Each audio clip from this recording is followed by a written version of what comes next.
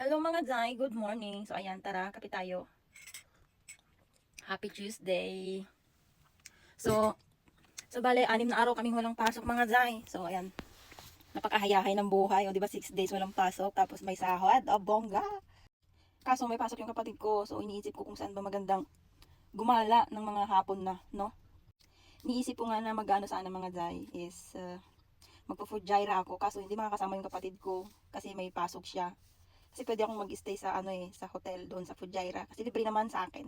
Kasi may points kami ng aking Diyosawa, mga Zay.